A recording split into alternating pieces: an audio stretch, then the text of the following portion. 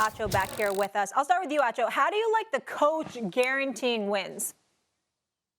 I don't like it at all. I don't like it at all, number one. Number two, I'm also not convinced that he either believed what he said or even wanted to say it. My dad's a psychologist. So in psychology, you understand it's not just about what people say, but it's how they say it. You read body language. And if you look at his body language, he didn't really say that statement, we're going to win this game, with a ton of confidence. He didn't really say that statement, yeah, I believe we're going to go out and win, with a ton of confidence. And so for me, it seemed like it kind of either slipped out or he was thinking, man, how do I motivate my team to go and win a game that we know we need to win? The Washington football team is 2 games back from the Dallas Cowboys. They're 2 games back, yet they've won 4 in a row. Dallas has dropped 3 of the last 5. One team is trending upward. The other team is trending downwards. If Washington wins this game, and they got another one in 2 weeks against the same Dallas Cowboys team, all of a sudden we'll be having different conversations about who the best team is in the NFC East. And so for me, if I'm a player in that locker room, it doesn't affect me if I'm a player in the locker room, but as somebody who's a fan or who watches,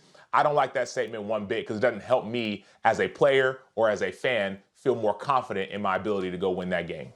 RC? Man, I like it, man. See, you could tell people that's from Texas, he was a Longhorn and all that. Now he won't hate on Mike McCarthy. I truly think Mike McCarthy felt that, and it just kind of slipped.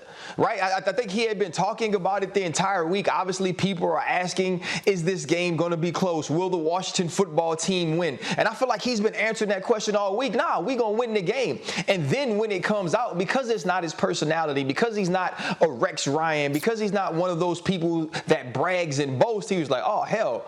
That kind of slipped out, and I didn't really mean to say it. But I'm pretty sure he's been saying that to his team in every meeting he's had with them. That's his true feeling. He thinks the Dallas Cowboys are a better team than the Washington football team, and he should. But I love what Dak said, right?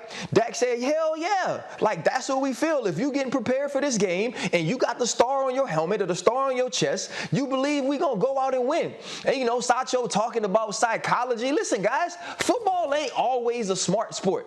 Sometimes you just got to go out, put your face mask on the other dude, and be willing to do it more physically and more consistently than they are. And that's all the Dallas Cowboys got to do. It don't matter if he said it, if he didn't say it. The best team is going to win on Sunday, the one that performs. And Mike McCarthy, I guess, seemingly feels that it's his squad. Let's lay off the guy.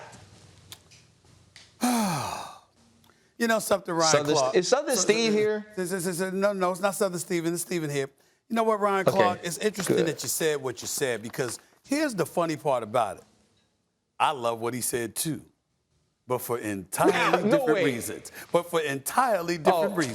Entirely different reasons. You see the level of credibility that comes with what he said. Listen up. Don't give me sides. You understand what I'm saying? Listen, don't act like you meditating. Open your eyes and look at your Libra brother when I'm talking to you, okay? Here's the deal, young fella, okay, young fella. Here's the deal.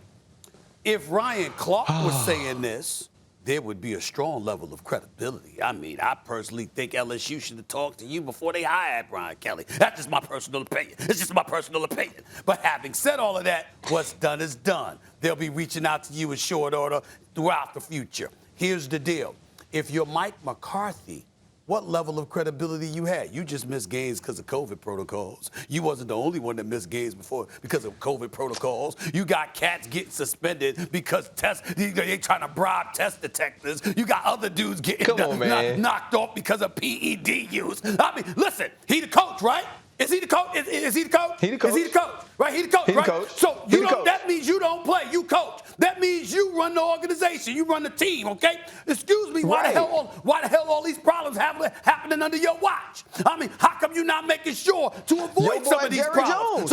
So what I'm trying to, hey, wait a minute. He the owner, he cutting the check, ain't he? He might be doing radio interviews, but he busy doing public appearances. You understand? And cutting checks and marketing the franchise. The coach is supposed to make sure that some of this nonsense ain't transpiring. But guess what? It did. It was Jerry Jones that went on the radio waves and said, it ain't about me. It's about we. When he was talking about Amari Cooper, not being vaccinated, therefore being more susceptible to the Rona, and as a result had to end up in COVID protocols and miss the Kansas City game, okay? It's stuff like that. What I'm saying to you is this. Dallas has been, we can make an argument that Dallas has been the best team on the field for every game but the season opener. They should have been the favorites, and every team they went against, they should have been the favorites. Still got 4 losses, though.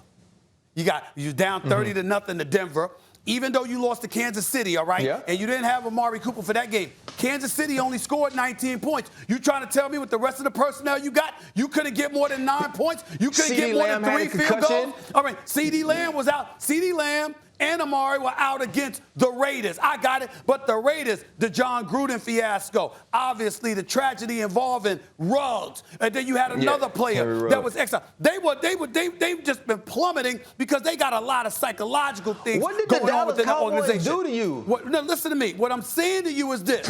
When you look at the losses that they have suffered, personnel ain't been any excuse. So I don't want to hear anything. They usually lose when they are the best team and when there are expectations. And the fact that Mike McCarthy put those expectations on the floor makes me even more confident they gonna lose this Sunday just because he opened his mouth.